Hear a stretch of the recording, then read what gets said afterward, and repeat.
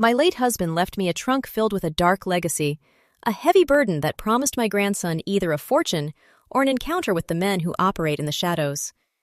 He didn't know that opening it would trigger a hunt, forcing him to choose between a life of silence or becoming the target of an organized scheme that would stop at nothing to bury the truth. I never considered myself a keeper of secrets, but my late husband always said that silence was the only true currency in this world. When Arthur passed away, he left me a house in the hills, a garden that required far too much weeding, and a heavy, iron-bound trunk that he forbade me from opening until the day our grandson, Leo, turned 25. I kept my promise for 12 years, watching Leo grow from a boy who scraped his knees into a young man who wore designer suits that cost more than my first car. He was charming, he was bright, and he was perpetually broke. He looked at me with those hungry, ambitious eyes, seeing an old woman sitting on a gold mine she was too senile to spend. Leo visited me every Sunday, usually arriving with an air of impatient entitlement. He didn't care about my rose bushes or my failing eyesight. He cared about the legacy he felt was owed to him. He'd pace my kitchen, tapping his phone, talking about investments and market liquidity, while I sipped tea and felt the weight of that trunk in the attic floorboards above us. He didn't know it was there, of course, but he knew something existed. He knew Arthur hadn't been a mere accountant for a firm in the city. He'd seen the faint scars on my husband's back, the way he checked the locks 3 times every night, and the occasional phone calls that stopped the moment he stepped into the room. "Grandma, you're sitting on potential," Leo said one afternoon, leaning over the table, his voice sharp with frustration. "You have property, you have assets, but you live like a pauper. If you gave me control, I could triple your net worth in a year. I'm tired of seeing you waste away in this dusty house when you could be living in a penthouse in the city." I looked at him, really looked at him, and saw the flicker of desperation behind his arrogance. He was playing with people he didn't understand. Men in sharp suits who dealt in organized schemes rather than stocks and bonds. He had debts, the kind that didn't just go away with a bankruptcy filing. I sighed, setting my teacup down with a trembling hand. "Some things are meant to stay buried, Leo. Your grandfather worked hard to ensure that we never had to worry about the wolves at the door. If you open that door, they see a meal, not a friend." He scoffed, laughing a hollow, jagged sound. He was 25 today. The date was marked in my calendar like a funeral announcement. "Grandfather was a relic. The world has changed. I don't fear the wolves. I want to lead them." He reached across the table and grabbed my wrists, his grip uncomfortably tight. "Where is it? The key, the access codes, the physical assets. I know you have them." I didn't scream. I just looked at him with a weary pity. I told him he could go up to the attic, that he'd find what he was looking for in the corner room. He didn't wait for me to finish. He sprinted up the stairs, his footsteps thundering like a landslide. I sat there in the silence of the kitchen, listening to the attic door creak open, a sound that hadn't been heard in over a decade. I heard him grunt as he dragged the trunk into the center of the room, the wood scraping against the floorboards. Then there was a heavy silence. I pushed myself up from the chair, my knees aching, and made my way to the base of the staircase, my heart hammering a frantic rhythm against my ribs. I reached the doorway just as Leo threw the lid back. It didn't slam, the hinges were well oiled, but his gasp was visceral. He wasn't looking at piles of cash or bags of diamonds. He was looking at a collection of files, thick, manila-bound folders filled with names, dates, and account numbers linked to a massive, illegal operation that had dominated the shadows for decades. And nestled beneath them was the insurance policy, not a stash of wealth, but the documentation of every crime, every bribe, and every person who had once stood at the top of the food chain, including the high-ranking officials who had looked the other way. He stared at the papers, his face draining of all color. This isn't money," he whispered, his voice cracking. "These are just names, thousands of names. What is this?" He picked up a file, his hands shaking violently. He saw the header, the official stamp of the Service of Internal Security, and the terrifying realization began to dawn on him. He had been looking for a fortune to pay off his lenders, but instead, he had stumbled upon the ultimate death warrant. He turned to look at me, his eyes wide with a mixture of confusion and burgeoning horror. "Grandma, Why is there a report here about an attempt to frame me for a felony charge? Why is my name on a witness protection list? Before I could answer, a black sedan pulled into the gravel driveway, its headlights cutting through the darkening afternoon like twin daggers. Two men stepped out, and even from this distance, I knew exactly who they were. They weren't debt collectors. They were the cleanup crew, and they had just seen Leo standing in the window, holding the one piece of evidence that could bring their entire world crashing down. The men didn't run. They walked with the measured, terrifying grace of predators who knew the exit was already blocked. I watched from the attic window as they crossed the lawn, ignoring the overgrown weeds and the broken gate. My heart felt like a bird trapped in a cage, fluttering against my chest, but my mind was unnervingly clear. Leo was still frozen, his fingers white-knuckled around a folder that contained enough leverage to send half the state's elite to a permanent cell, or perhaps even worse. He looked at me, his eyes wide and pleading, as if I could magically conjure a trapdoor or a weapon out of the dusty air. "Grandma, tell me these aren't real," he whispered, the arrogance of his youth evaporating, replaced by the shivering realization of his own mortality. "Those men, they're looking up at us. Are they here for the money? Please tell me you have money buried somewhere." I walked over and gently pried the folder from his limp hands, sliding it back into the trunk. "They aren't here for money, Leo. They're here because you were foolish enough to think that your business was separate from the world your grandfather spent his life policing. You didn't just inherit a name, you inherited a target." I heard the front door groan as it was kicked open, a heavy, decisive sound that vibrated through the floorboards of the attic. They weren't hiding their presence. They knew the house was isolated, that the nearest neighbor was miles away, and that we were effectively trapped in this wooden tomb. Leo scrambled backward, hitting the wall, his breath coming in jagged, panicked hitches. "We have to call the police," he gasped, fumbling for his phone. I reached out and caught his hand, shaking my head. "The Service of Internal Security is the only entity that could have let these people walk up to our porch in broad daylight. You call the local precinct, and they'll arrive just in time to help them bury us." I moved to the back of the attic, pulling a loose floorboard near the chimney flue. Beneath it lay a heavy, canvas-wrapped item that I had touched only once before. I unwrapped it to reveal not a weapon, but a small, unassuming digital drive, the master key to the digital encryption protecting the files below. "Listen to me," I hissed, my voice suddenly sharp, cutting through his hysterics. "Your grandfather didn't spend 30 years as an accountant to leave you a bank account. He left you the only thing that keeps us breathing, the knowledge of who is pulling the strings. But that knowledge is a poison, Leo. It kills anyone who carries it." Below, the heavy boots began to climb the stairs. Each step sounded like a hammer blow on a coffin lid. Thump, thump, thump. I shoved the drive into Leo's pocket and grabbed his collar, pulling him toward the small, narrow service ladder that led to the roof. "There's a crawl space behind the rafters," I commanded. "You go up, you exit through the shingles, and you run into the dense woods. Do not stop until you reach the old mill. There's a man there. Ask for Silas. Give him the drive. He knows what to do." "I can't leave you," Leo cried, his face wet with tears. "You aren't leaving me," I replied, grabbing an old, heavy iron poker from the fireplace hearth. "I am the distraction." The attic door began to rattle, the lock clicking under the force of a heavy shoulder. I saw a shadow pass across the light of the hallway lamp, a silhouette of a man who looked far too comfortable with violence. "Go!" I screamed, shoving Leo toward the shadows of the roof hatch. As he scrambled upward, his jacket snagging on a nail, the attic door finally gave way. The man who entered wasn't wearing a mask. He didn't have to. He was a man who worked for the organized scheme that controlled the city's docks, a man whose face had been in the papers as a philanthropist just last week.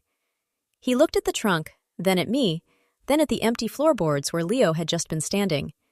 He didn't even look angry. He looked disappointed. He pulled a small, suppressed piece of illegal equipment from his coat and sighed. "You always were a difficult woman, Martha. We were hoping this would be a simple handover. Where's the boy?" I stood tall, blocking the view of the roof hatch, feeling the cold weight of the poker in my hand. "The boy is gone," I lied, my voice steady despite the adrenaline coursing through my veins. And he took the insurance policy with him. If you kill me, the files go live in 10 minutes. My lawyer has a timed release. It was a bluff, and we both knew it, but it made him pause. He looked at his watch, his brow furrowing as he calculated the risk. "You're lying," he muttered, stepping closer, the muzzle of his weapon rising toward my chest. "But I suppose I can check the roof myself." He took a step forward, and just as he reached for the hatch, a deafening blast echoed through the house, not from his weapon, but from the front of the property. A second vehicle had roared onto the scene, its tires screeching against the gravel, and the distinct sound of shouting filled the air. My attacker stiffened, looking toward the window. He wasn't afraid of the police, he was afraid of something else. As he turned to run, I saw a laser sight dot dance across his shoulder, followed by a sudden, violent flicker of movement from the hallway. A third person had just entered the room, and he wasn't here to rescue us. He was here to clean up the entire mess, including me. The newcomer was tall, wearing a charcoal gray coat that seemed to absorb the dim light of the attic. He didn't look like a thug. He looked like a mid-level bureaucrat, the kind who would order a demolition without blinking. He didn't even acknowledge me. His eyes were fixed on the first intruder, the so-called philanthropist, who was now scrambling to find cover behind the heavy oak vanity. The air in the attic grew thick, charged with a static electricity that made the fine hairs on my arms stand up. This wasn't a skirmish, it was a liquidation. "Drop it," the man in the gray coat said. His voice was flat, devoid of emotion, like a pre-recorded announcement. The philanthropist hissed something about an agreement, about territory, but the man in gray just tilted his head. "The agreement ended when you decided to follow the grandson. You've brought too much heat, and the Service of Internal Security has no room for loose ends." I realized then that I wasn't just a witness, I was a liability. I stood frozen in the corner, the poker still clutched in my hand, as the two men began a deadly dance of tactical repositioning. They weren't using fists, they were using precision. The philanthropist ducked behind the trunk, his weapons spitting fire. The sound was muffled by the silencer, a series of rhythmic thwips that shredded the attic's vintage curtains. Wood splinters rained down like confetti. I dove behind an old armoire, feeling the plaster of the wall behind me crumble as a bullet whistled past my ear. "Leo, run!" I screamed, hoping my voice would carry through the roof hatch and out into the woods.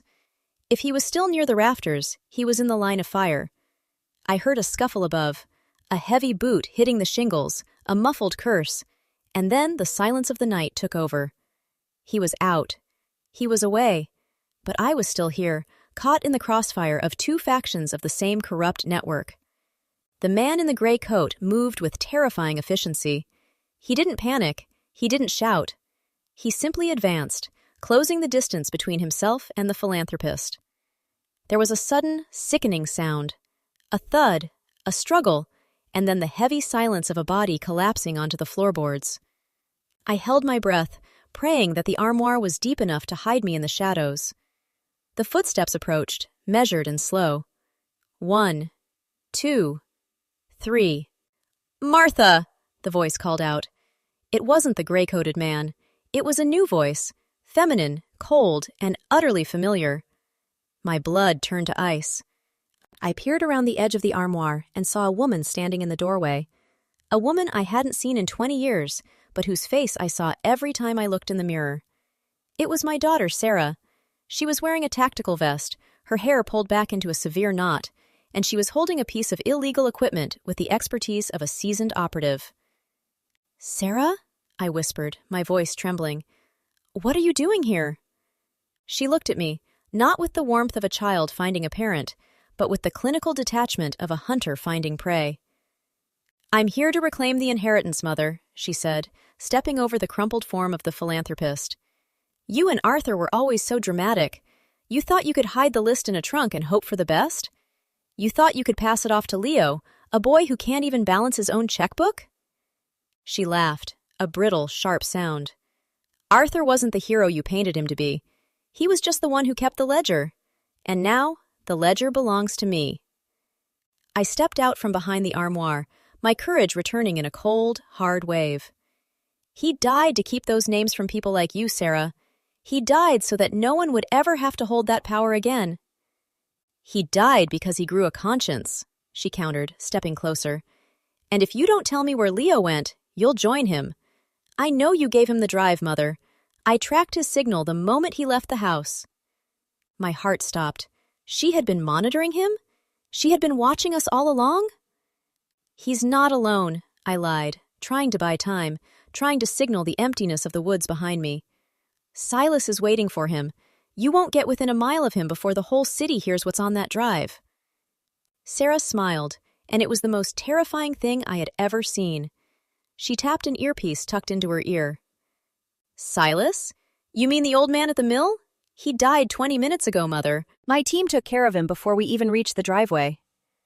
My world shattered. The only hope I had for Leo's safety, the only guardian he had, was gone. Sarah raised her weapon, aiming it not at my heart, but at the hatch leading to the roof. Now, she whispered, tell me where he is, or I'll burn this house to the ground with you inside it. Suddenly, the house shook. A massive explosion erupted from the basement, a controlled, calculated blast that ripped the floorboards right out from under us. The attic floor tilted violently, and I felt myself sliding toward the jagged hole left by the blast. As I grabbed onto a support beam, I saw Sarah lose her footing, her weapon sliding across the floor toward the gaping, fiery darkness below. We were both hanging on to the skeletal remains of the house, swaying over a furnace of smoke and flame, while the distant sound of sirens began to wail. But they weren't the police. They were something much, much worse.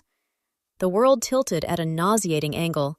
The attic joists groaned, protesting the sudden structural failure as smoke began to billow through the floorboards like a thick gray fog.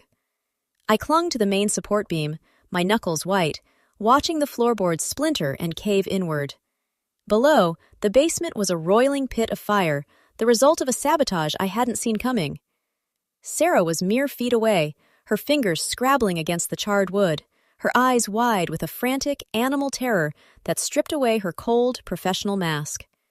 For a split second, she looked exactly like the little girl I had raised, before the world, and the legacy, had curdled her soul. "Help me!" she screamed, her voice cracking as the support she held snapped. She slid inches closer to the abyss. The pride I felt in my daughter's survival instinct was instantly eclipsed by the horror of what she had become. She wasn't just an operative, she was a predator who had hunted her own blood. As I hauled myself up onto the remaining stable section of the roof crawl space, I looked down at her. She reached out, her hand trembling. "Mother, don't! If I fall, the network will just send someone else. You need me to navigate the fallout." "There is no fallout, Sarah," I shouted over the roar of the flames. "There is only the truth." I pulled myself toward the roof hatch, my legs burning with exertion. I didn't reach for her. I couldn't. If I pulled her up, she would kill me before we reached the driveway. The sirens I had heard earlier, the ones that sounded wrong, were getting louder. They weren't standard police sirens. They were the low, rhythmic pulses of tactical units belonging to the Service of Internal Security. My daughter hadn't just come for the drive. She had brought the entire weight of the department with her to ensure that no evidence, and no witnesses, would remain. I pushed through the roof hatch and tumbled onto the shingles. The night air was biting, a stark contrast to the hellish heat rising from the house. Below, the lawn was flooded with blinding spotlights. Men in heavy tactical gear were swarming the property, moving with the cold, silent precision of a machine. They weren't looking for survivors. They were securing a crime scene. I saw a vehicle pull up, a black, unmarked SUV with tinted windows. A man stepped out, his face obscured by the glare of the spotlights. It was the same man who had been my husband's handler years ago. He was retired, or so we were told, but here he was, overseeing the final act of a play that had been running for decades. I scrambled toward the edge of the roof, planning to drop into the dark thicket of the woods, but a beam of light pinned me to the shingles. "Martha!" A voice amplified through a megaphone boomed across the clearing. "Come down! You have nowhere left to run. Leo is already in custody." My heart stopped. The air seemed to vanish from my lungs. I looked toward the edge of the woods and saw a figure being shoved into the back of an SUV. It was Leo. He was slumped over, his head bleeding, his designer suit torn and caked in dirt. He didn't even have the drive. He had been caught, beaten, and now he was a pawn in their final, brutal endgame. I realized then that the insurance policy was useless. It didn't matter what was on that drive if the people controlling it could simply rewrite the reality of the situation. They would claim it was a case of attempted extortion, a felony, a fabrication, a massive, manufactured crime to bury us all under an endless, insurmountable sentence. I turned back to the hatch, looking down into the attic. Sarah was gone. She had pulled herself up through a secondary opening, vanishing into the shadows of the eaves. She hadn't been begging for her life. She had been stalling me. I heard a metallic click behind me. I didn't need to turn around to know what it was. Sarah had made her way to the roof behind me, her weapon pressed firmly against the back of my neck. "You were always the weak one, Mother," she hissed, her voice cold as ice. "Arthur was a fool, and Leo is a child. You think you're the martyr? You're just the final loose end. If you die here, in this accidental fire, the official report will blame you for the destruction of the data. The network stays protected, the Service of Internal Security keeps their secrets, and I get the promotion I've worked 20 years for." "They won't let you live either, Sarah," I whispered, closing my eyes. "Once the house is gone and the evidence is ashes, you're just another liability." She laughed, a sharp, jagged sound. "I'm not like you, Mother. I'm the one who holds the match." She pulled the trigger, but there was no bang. There was only a hollow click. I spun around, fueled by a sudden, desperate rage, and swung the iron poker with everything I had left. It connected with her shoulder, sending her reeling backward toward the edge of the roof. She shrieked, clawing at the shingles, but she was already off balance. As she tumbled toward the burning grass, a massive shadow loomed over the house, blocking out the stars. A helicopter, unmarked and silent, hovered directly overhead, its searchlight turning the night into day. And then, from the depths of the woods, a man emerged. Not Silas, but someone I hadn't seen since my wedding day, carrying something that made the tactical teams below scatter in sudden, absolute panic. The man emerging from the woods was Arthur's brother Elias, a man who had been officially declared dead in a maritime accident 30 years ago. He carried a heavy, reinforced briefcase, not a weapon of destruction, but a broadcast unit capable of bypassing every local frequency. As the tactical teams below scrambled, blinded by the sudden surge of a high-intensity signal jammer, Elias didn't even look at the soldiers. He looked up at the hovering helicopter, his face a mask of iron-hard resolve. He pressed a sequence into the device, and for a terrifying moment, the entire property went silent. The crackle of the fire seemed to mute. The shouting of the tactical officers turned into the confused, static-filled static of a failed comms network. "The server is live, Martha," Elias shouted, his voice carrying over the unnatural quiet. "Every file, every recorded bribe, every identity of the deep state handlers. It's hitting every news server in the country. They can't bury the truth now. It's already gone viral." Below, the chaos was instantaneous.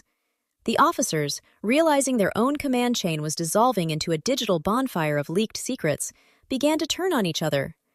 The Service of Internal Security agents were suddenly being identified in real time by the very evidence we had held in that trunk. Phones began to light up in the hands of the soldiers, not with orders, but with notifications of their own impending arrests.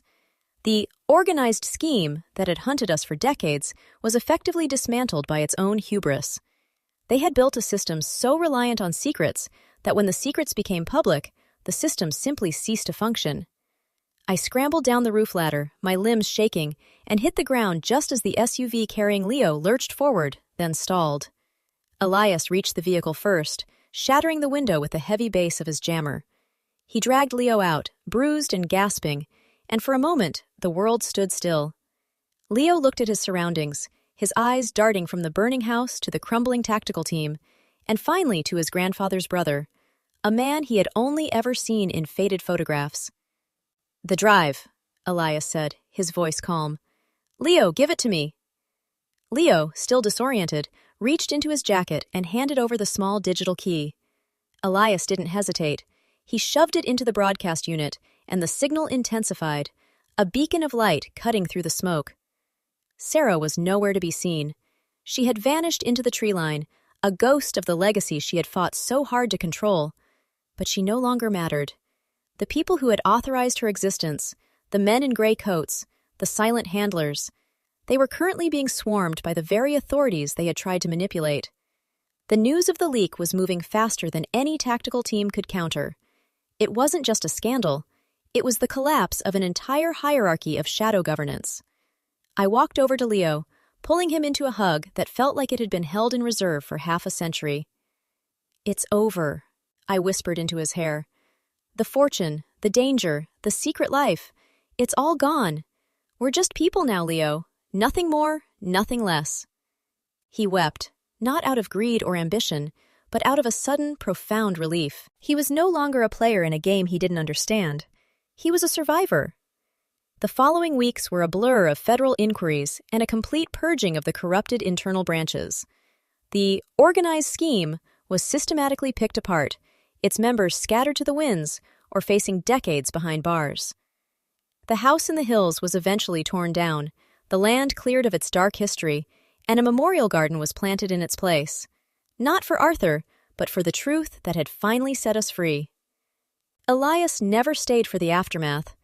He disappeared into the morning mist as quietly as he had arrived, leaving behind only the knowledge that Arthur had spent his final years preparing for this exact moment. He hadn't left us a fortune to spend. He had left us the keys to our own liberation. I moved to a small coastal town, far from the city, far from the reach of those who still clutched at the fading echoes of their broken network. Leo finished his degree, found a job that didn't involve backroom deals or heavy trunks, and visited me every Sunday. We didn't talk about the trunk, or the files, or the night the sky turned into a web of digital fire. We talked about his garden, about the books he was reading, and about the peace of an ordinary afternoon. Sometimes, when I sit by the ocean, I think of Sarah. I wonder if she's still out there, clutching the broken pieces of a name that no longer holds any weight. But then I look at Leo, living his life with the light of a man who knows the value of freedom, and I know that Arthur's gamble was worth it. The fortune he left wasn't meant to be spent. It was meant to be cashed in at the only moment that truly mattered. And as the sun sets over the water, casting long, peaceful shadows on the sand, I know that for the first time in my life, I have absolutely no secrets to keep. I am finally, truly, just Martha. And for the first time, that is more than enough.